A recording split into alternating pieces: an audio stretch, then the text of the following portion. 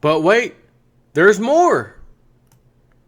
There's more. Remember David Stockman, former Treasury guy? What was this? Let's see if it says it. What it was? He was part of the Reagan administration. Not the Treasury Secretary. I don't think he was some. He was in the Reagan administration. I don't think he was the secretary. He was something else. But nonetheless, he was in Reagan's administration. That guy, David Stockman, his site, dailyreckoning.com. The mystery of the Treasury's disappearing cash. Again, I'm telling you, this time around with the debt ceiling, which again is today, the issue arises. And again, I can't wait to see how the hell this goes with our Congress. The mystery of the Treasury's disappearing cash. Additional note to see exactly what this former Reagan insider has to say about Trump and the fiscal threats from politics and the debt ceiling.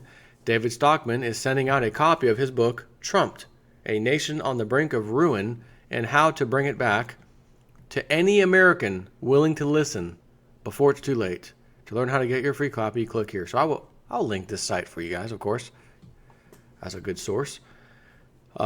As of October 24th, last year, U.S. Treasury was flush with $435 billion of cash.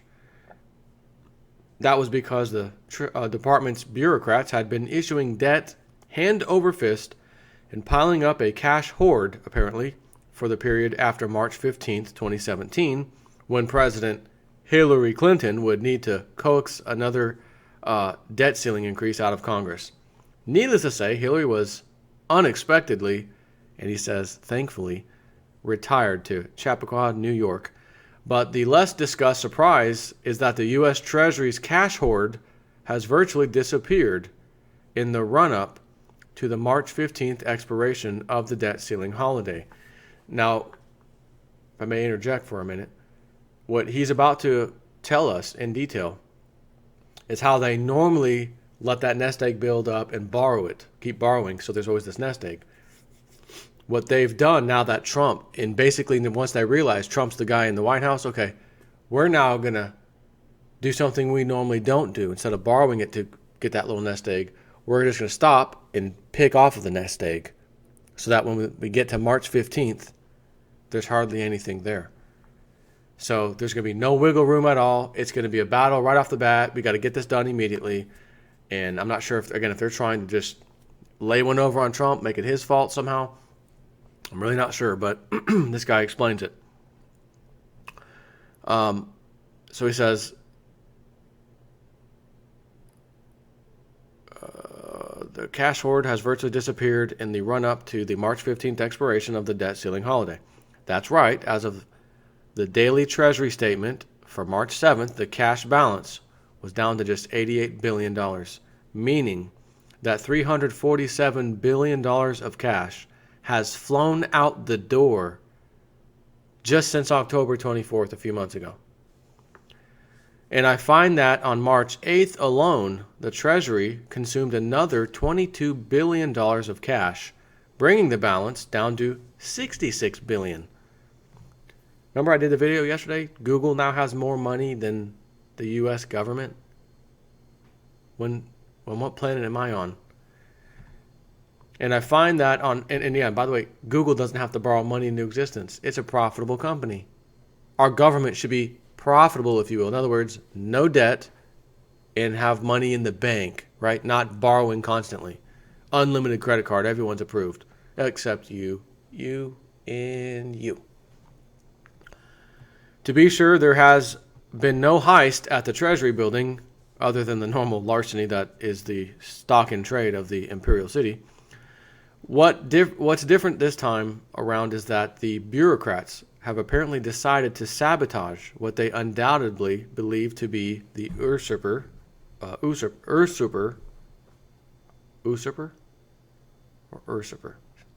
Stand by 1 second. Yeah. Usurper. Thanks, Google. Usurper.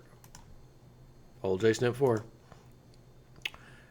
So he says, apparently what's different this time is the bureaucrats, the politicians, have decided to sabotage what they undoubtedly believe to be the usurper in the White House. Again, it's looking like they're trying to go after Trump, make him look bad, let this thing crash under his watch.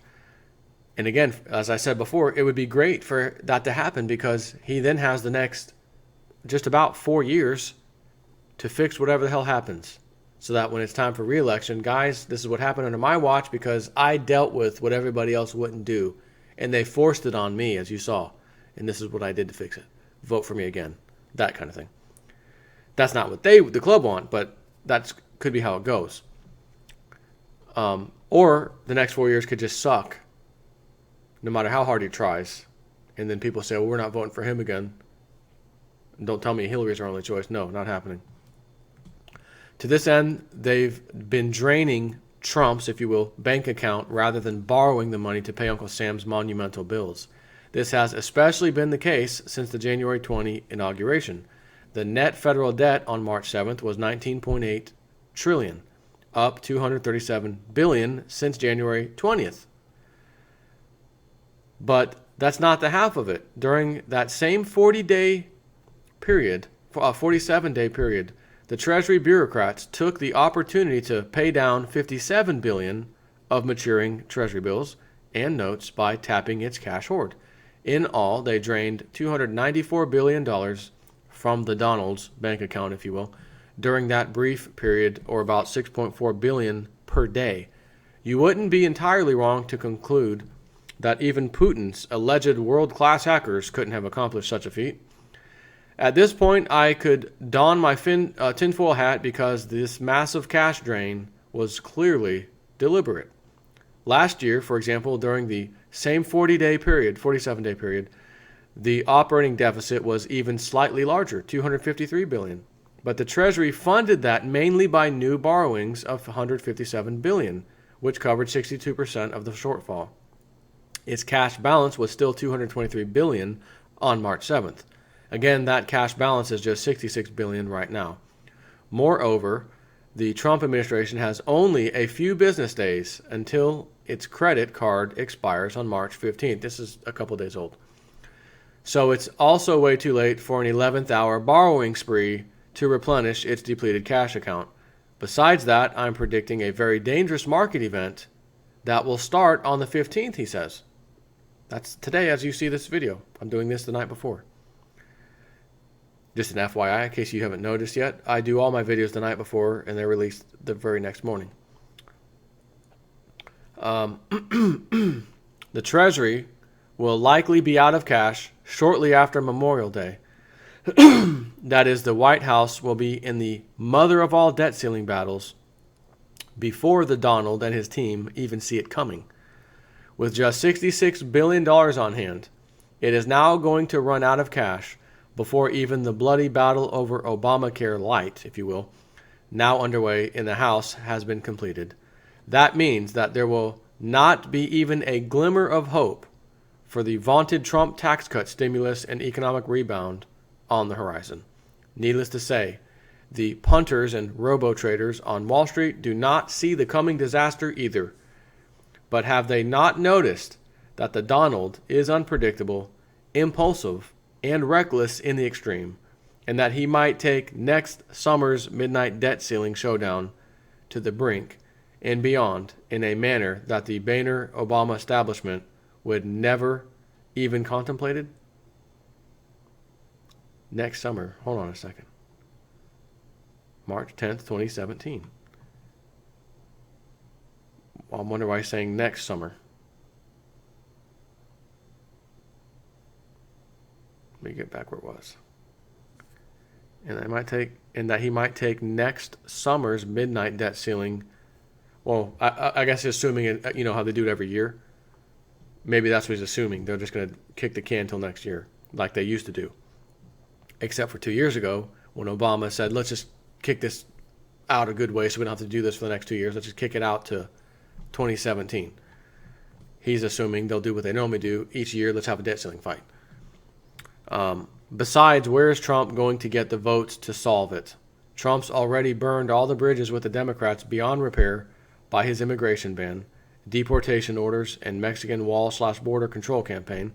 But after his valid but slightly misstated tweet about Obama's order to tap the wires at Trump Tower, and he says actually either NSA or the Loretta Lynch did it, there is not a Dem vote left on Capitol Hill for anything he wants to do.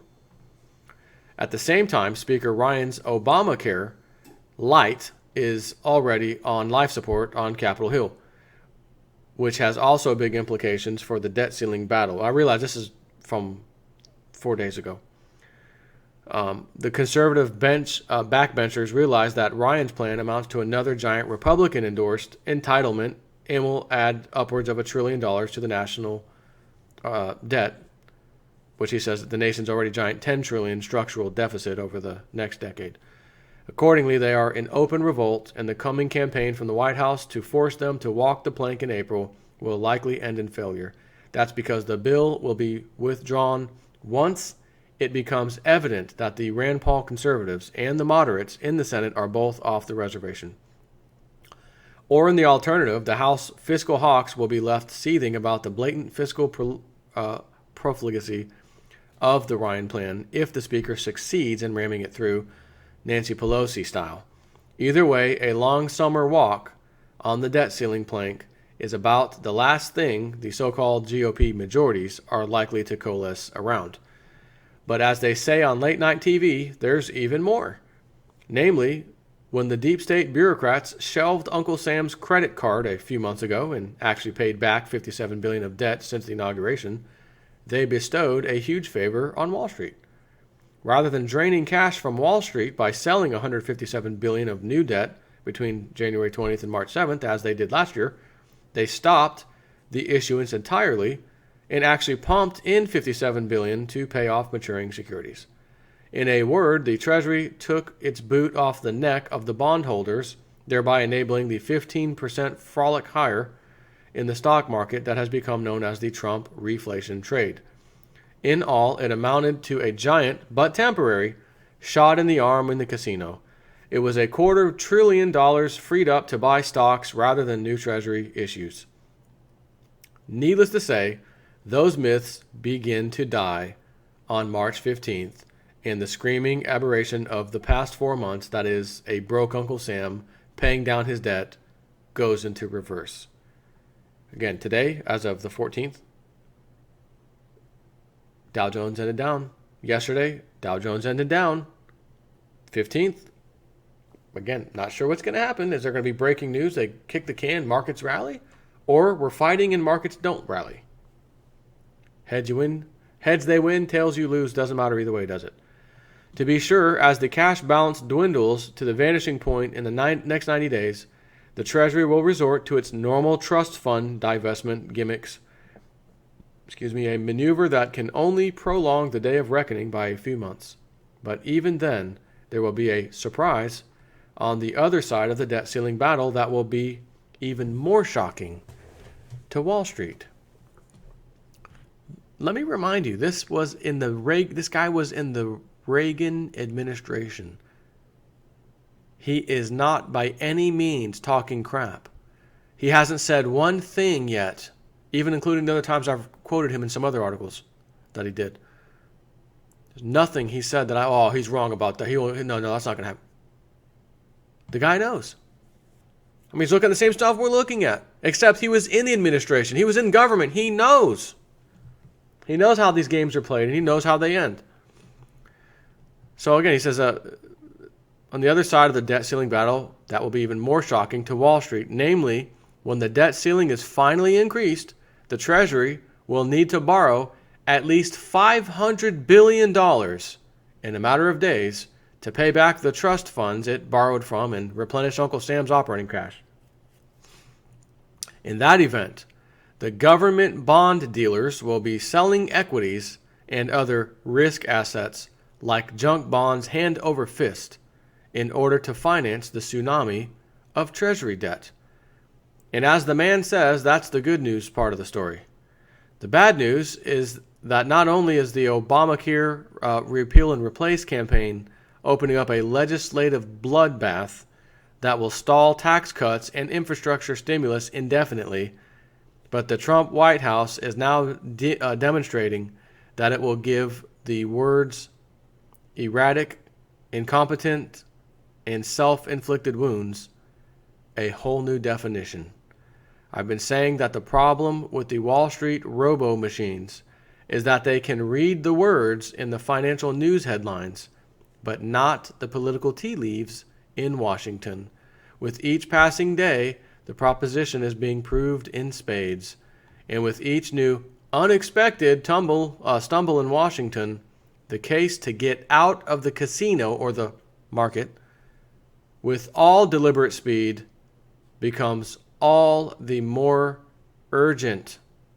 Again, this is from Daily Reckoning. I will link this article for your reading pleasure if you want. This is a guy that was in government and was in the financial side of it, advising Ronald Reagan. That was when the time period when our country finally, after 200 and something years of being in existence, finally somehow got to $1 trillion around 1980-ish time frame. And that's when he was with Reagan, 1981 or so. 1 trillion. So, and I've mentioned this before, but in case you forgot,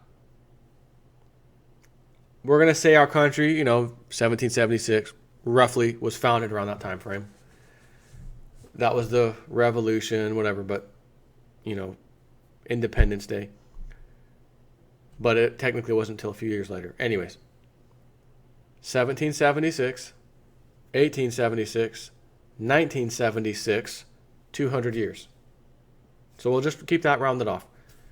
It took 200 years. Let that sink in. 200 years. Got it, Jason. Got it.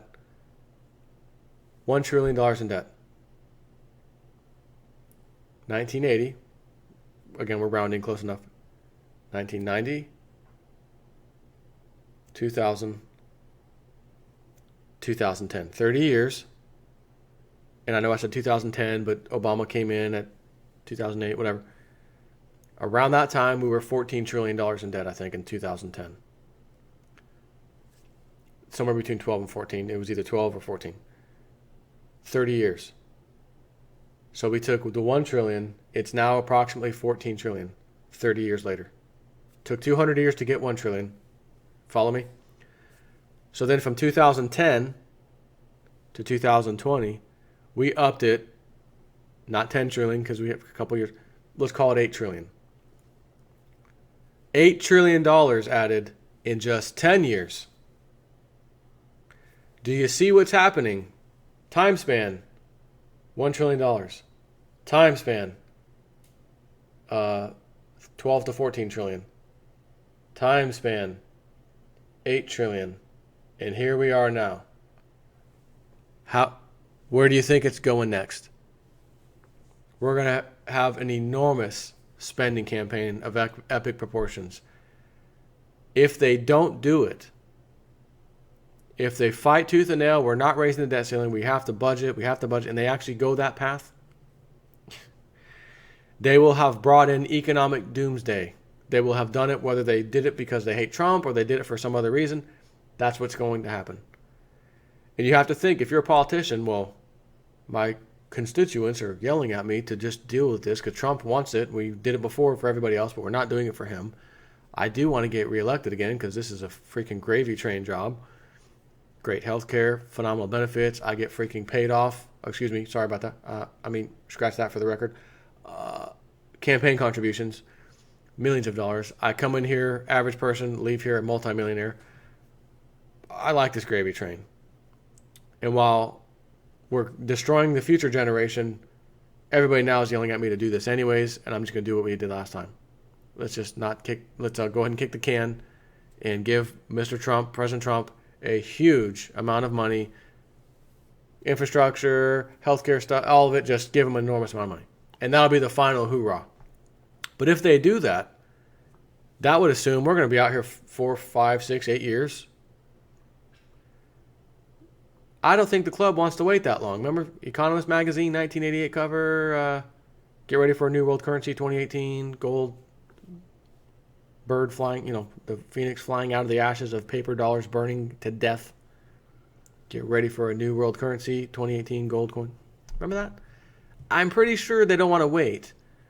So to me, it seems like they want to get on with the party.